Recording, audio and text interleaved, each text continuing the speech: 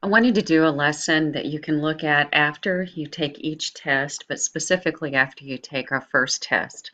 This is a combination of information from our Foundations of Mathematical Reasoning course, which is Math of 309 from the Dana Center, and from information from Charlotte Eiserhart, who was my former supplemental instructor and now is working for our campus and our learning center. And her data and information came from Paul Noting, and I will address that when I'm showing it in this video. This piece is from the FMR course talking about a self-regulation cycle. And so right now, you should be looking at this when you get your test back. And you made a plan. You made a plan on what you were going to do for this semester, how you were going to study, attend the lessons by video or face-to-face, and do your notes and print what you liked or didn't like out of our homeworks. And so you had a plan and you've been implementing and monitoring that plan. When you get your test grade back, it's time to evaluate that plan. If you like the test grade you get back, then keep doing what you're doing. But if you do not like the test grade you get back, then you've got to change something. And so that's why this is a cycle. It's not doomsday, it's let's adjust and keep going. And so you're going to need to either decide you like your plan or if you need to change your plan. And don't forget, we have a lot of resources with our tutoring centers, lots of websites that are available. You should have a study group. You should have at least one or two people in class or online or in your circles where you can talk to them, ask questions to them, use them as support, and be support to them. After you make a new plan or keep the same one, you will again implement and monitor, and then test two is going to come up.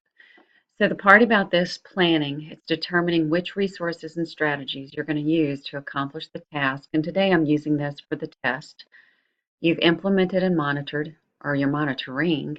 You're executing the plan. Hopefully you continuously look at it, and we're trying to make forward progress toward that task.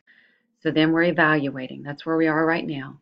How well did the planning and monitoring really help you to complete this task of doing well on a test? I know we're all busy. We wear multiple hats of either family, job, school, etc., etc., etc. But there is value, and I wanted to mention these objectives, which are from the FMR course, same self-regulation lesson, that when you take time for thoughtful reflection, it can pay off big dividends for the rest of the semester.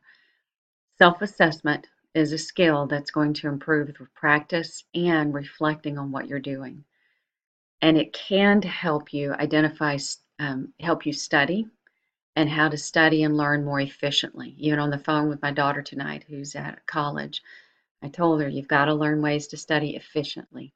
And you're still learning. You're not just cutting corners to get the job done, but you're learning more efficiently. Evaluate. How accurate is your self-assessment of you and your skills and what you're really giving to this class? Do you need to give more? Do you need to give different? What is it that you need to do to obtain the goal that you have for this class? And then make that plan. If you don't write it down, if you don't tell someone, it's there's a phrase about that. I can't think of it right now, but you've got to make the plan and make it more than just an idea. It's got to be put into action. To continue your self-assessment and use it to regulate your learning and to help you to stay on track for the semester. Another part of evaluation is looking at your test, and this is going to be a way that you can do this. This is not for a grade, this is to help improve your grade. This is something that Charlotte Eiserhart put together based on Paul Noting's ideas. And there are going to be 5 types of test-taking errors. And so we're going to briefly go through these, and you can watch the video. And if you're interested in the 4-page packet that Charlotte put together, email me, and I'll send that to you, and you can further look at this, dig down deeper for yourself. But when you take a test, you need to go back and look at why you missed questions. Did you just flat out misread the directions? In just a minute, I'm going to show you a chart. And if you will take all of the questions that you missed and analyze why you missed them, usually a pattern will show up and you go into the next test better prepared. Was it careless errors? Did you just make what she said silly? And a lot of times in class, we just say those stupid mistakes. You didn't go back and look, and you didn't take a chance to review what the question was asking, and then what you put down. Could this have been a rounding? It said round to the 10th, and you rounded to the 100th. Could it have been some directions?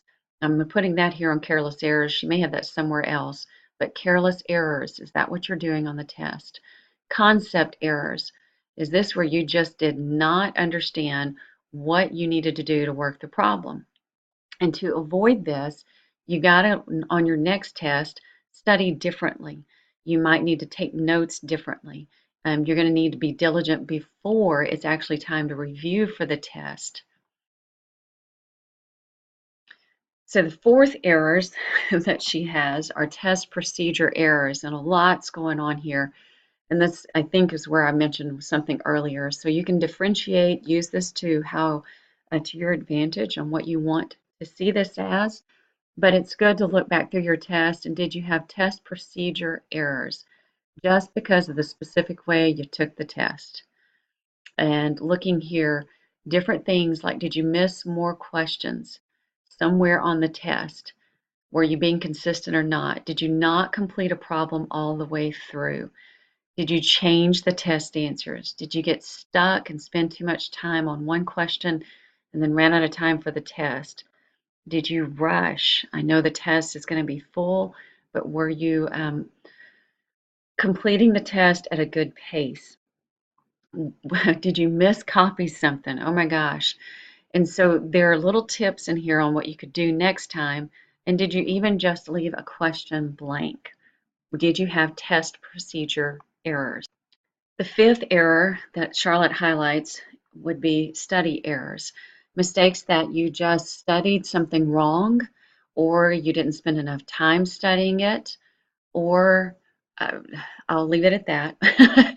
To avoid these errors, take some time to track down why the errors occurred so that next time you can study more effectively.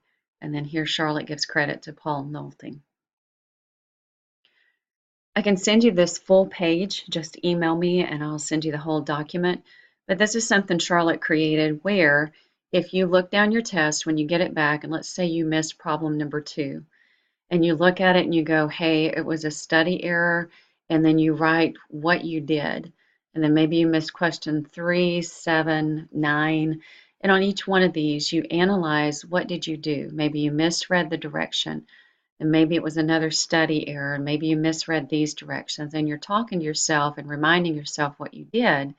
You're analyzing your test so that when you go into the next test, you can prepare differently and you can also take the test differently. These are at the bottom of the chart that I was just showing you, and these explain a little bit better about the errors so that you'll have a better idea of where to put them. But even if you don't feel like you're putting them in the right spot, the analysis of the test itself is going to have great value. At the end of the document, Charlotte collected some study skills websites, links, more ideas, and you can either take a screenshot of this or again, email me and I'll send you the whole document. In other words, there is a lot of help out there. Go find help that makes sense for you and stay with it. I want to finish this video going back to the self-regulation cycle. When you get your test back, you are evaluating how you did preparing for test number 1. At this point, you either stay with what you're doing, you keep going on the path that you're on, or you change the plan. You look at something you can do differently, and you look for other help, you seek help, you use the Ask My Instructor feature more, you fill in the blank, whatever it is you feel that you need. You implement that plan, and you're going to be monitoring it daily, hourly, weekly, and then when test 2 comes back around, you'll be evaluating it on a larger scale as to how the plan worked. I wish you the best of luck on this first test if you listened to this before the test, and then if you're listening to it after the first test, I do wish you the best of luck in planning and getting ready for the second test.